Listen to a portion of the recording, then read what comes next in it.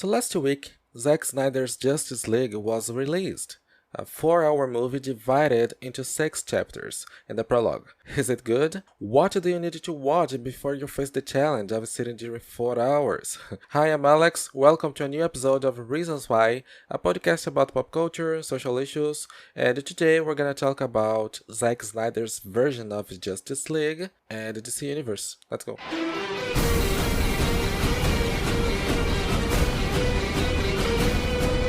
Okay, so the first question you may have is, what do I need to watch before I watch the Snyder's Cut? And what is the Snyder's Cut everybody's been talking about? Alright guys, so once upon a time, there was Zack Snyder, this great director. He directed really good movies like 300 and Watchmen, which I really liked.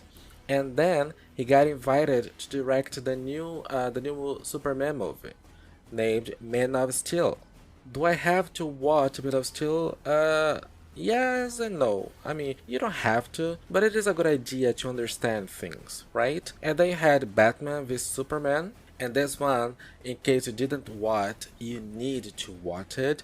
I'm not saying it is a good movie, in fact it is not. If you have the chance, look for the extended cut. It is so much better than the version that went to the movies. So you watch BVS, like I'm gonna say here, especially because the end of BVS is exactly the beginning of Justice League. So it is very important so you can understand the connection between the two movies. And the same thing happens between Man of Steel and BVS. Actually, you have a fight scene of Man of Steel that in BVS is seen from a different point of view, from Batman's point of view. That's why it begins the fight between Batman and Superman.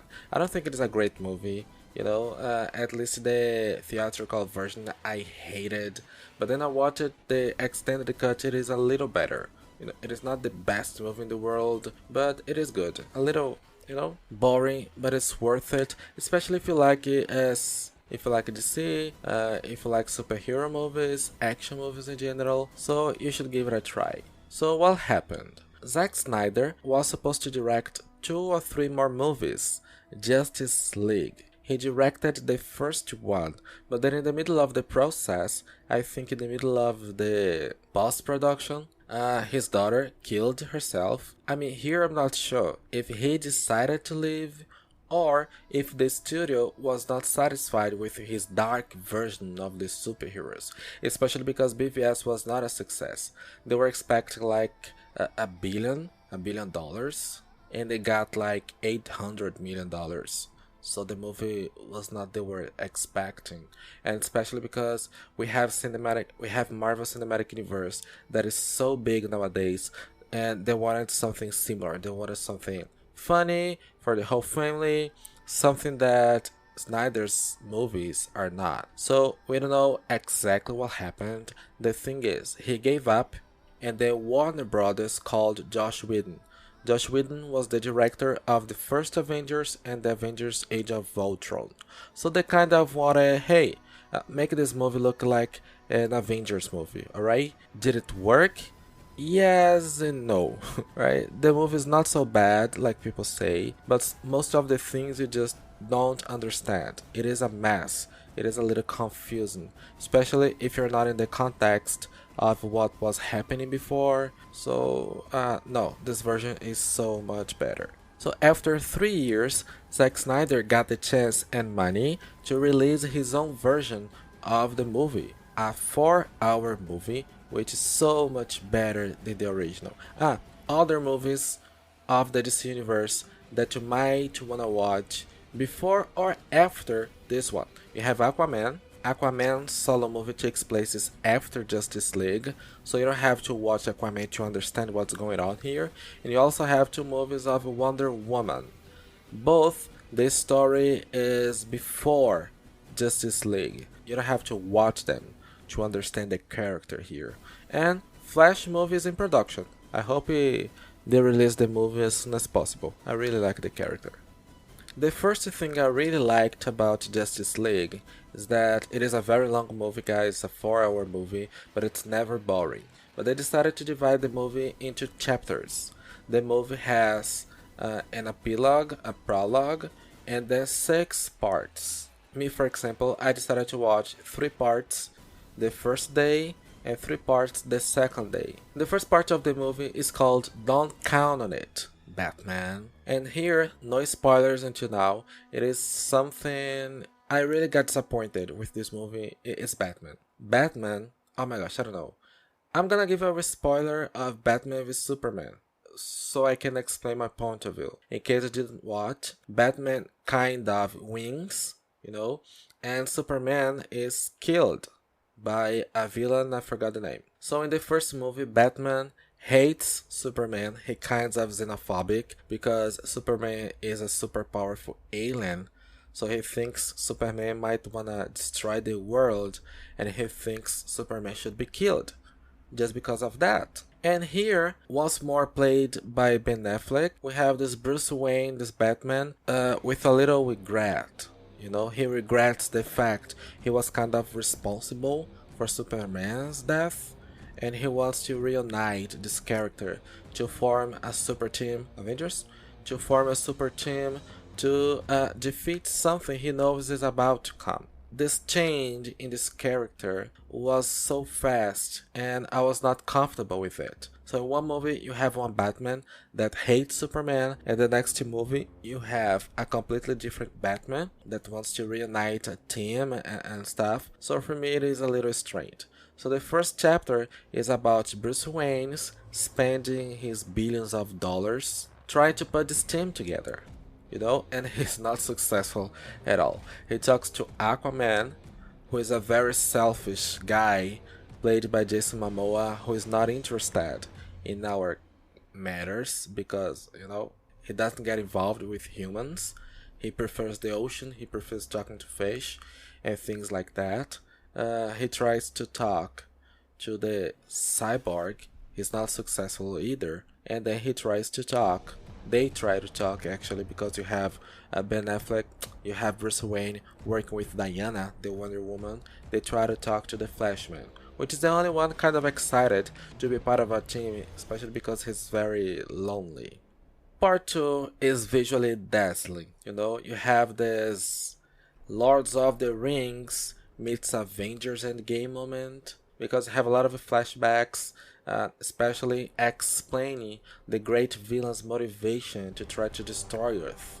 So you have this huge flashback where they show a lot of superheroes from thousands and thousands and thousands of years ago, especially a lot of gods. So here you have Zeus, for example. You have the Green Lantern guys, and you have the Amazons.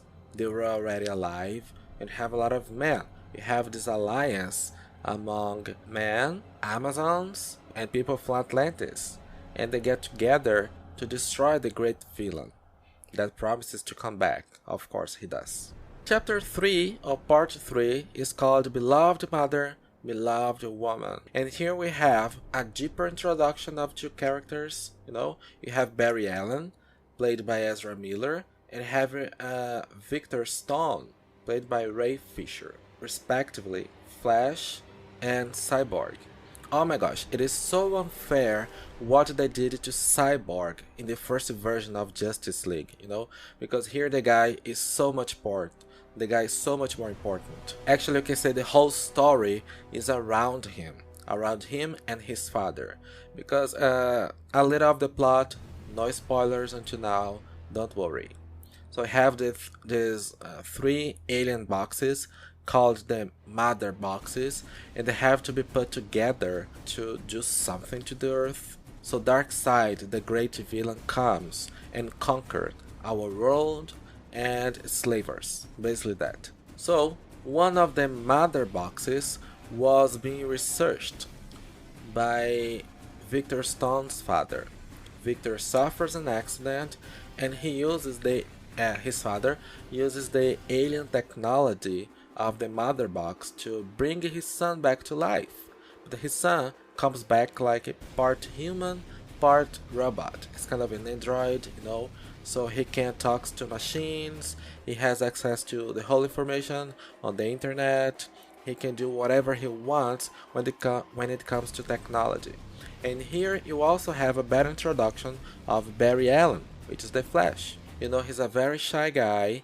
He's trying to prove his father is innocent in the killing of his mother, and he's kind of depressive too. Finally, part 4, Change Machine. So in Change Machine, the Justice League is finally united, right? So here you have the first taste of these heroes fighting together. You have a lot of action scenes, and if you know Zack Snyder, you know what to expect of these fight scenes.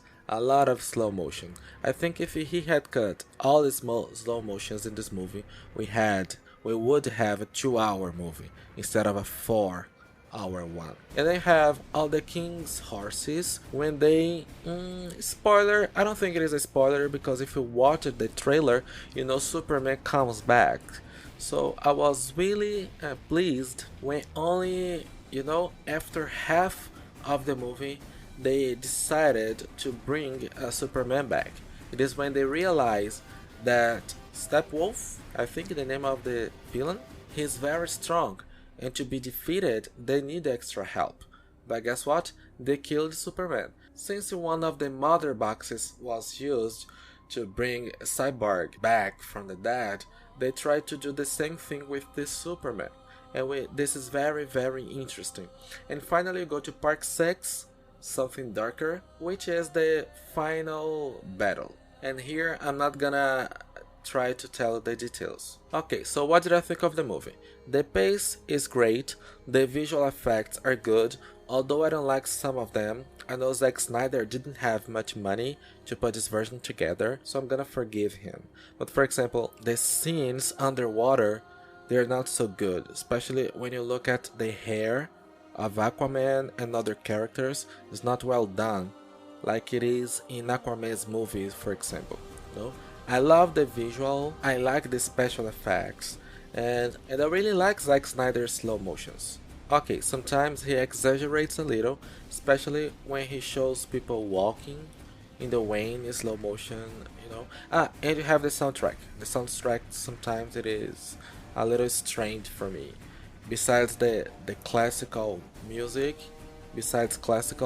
he uses contemporary music, which is very strange sometimes. But it is good. It is good. The pace of the movie is good. You know, 4 hours goes like it's very fast. You don't feel the 4 hours. I mean, especially because I didn't watch 4 hours straight. I watched 2.5 hours, and then the next day I came back for more. But it is not exhausting at all. It's never boring. And then you have the epilogue. The epilogue is named A Father Tries Over. Here, Zack Snyder's tried to show what would be the future of the DC universe. You know, so he's kind of, hey, if there would be Justice League 2 and 3, it would be like this. So he shows these characters in a kind of dream, in an apocalyptic future, and that's it. I loved the movie. It is so much better than the old version by Josh Whedon. Josh Whedon that was accused of racism, so people now realize he's not exactly a good person. Okay, so I really liked the movie, and I really recommend the movie if you have the chance and 4 hours free to watch it.